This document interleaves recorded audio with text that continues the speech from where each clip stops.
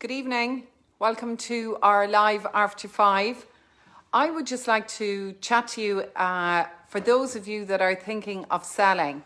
Now, you might not be ready to sell right now, but you might be contemplating it in the next month, 6 months, 3 months.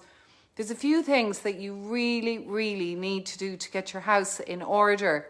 So the first thing is, if you've ever done any construction work to your house, added on an extension or built a shed or something like that, it's really important that that work has been certified, or it might need planning permission, and maybe that work was done 20 years ago and you never went and got planning permission. Sometimes you need it just certified, or you need to actually apply for retention.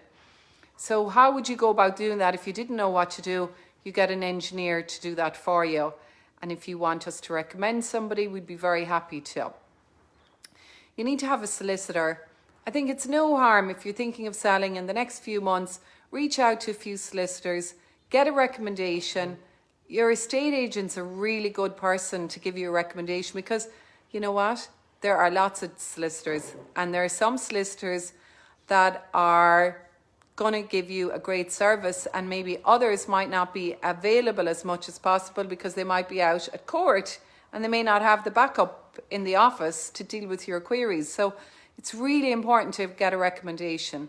So you should also ask for an outlay list of what their fees are going to be, a list of their outlays, their fees plus any other charges, because there are other charges.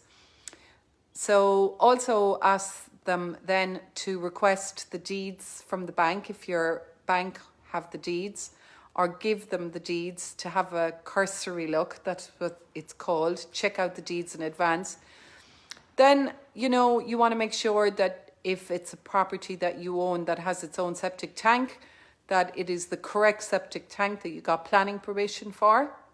And that your house is built in the correct place if your house is not in a housing estate. Now, that might sound strange, but I have sold properties that were built in a different place to where the planning permission was granted for. Yeah. So that the house is in the right position, that any planning that is required, planning permission is there, or certificates that are required by an engineer to certify the property, or the works, I should say.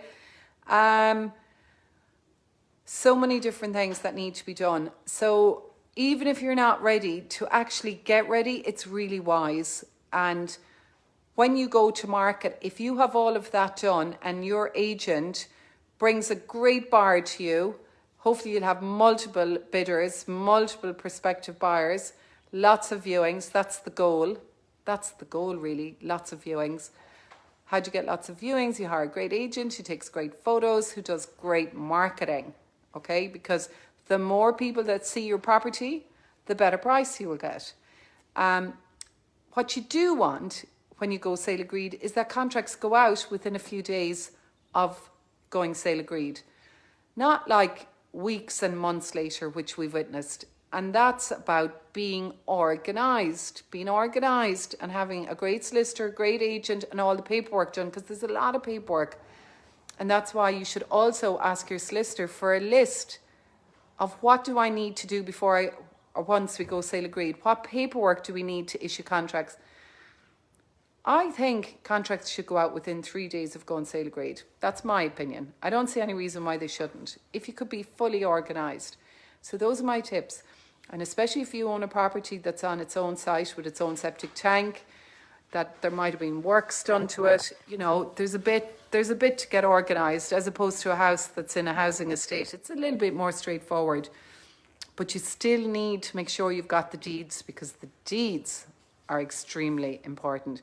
And I have heard on occasions where banks have taken 6 weeks to produce the deeds for solicitors. So you don't want that delay after you go sale agreed, because the longer it takes from the time you go sale agreed to closing and signing contracts, the longer the delay, the more things that can go wrong. All right. And I hope you found this interesting and helpful. And we are here to help if you need any advice. Thanks for watching. Slán go fóill.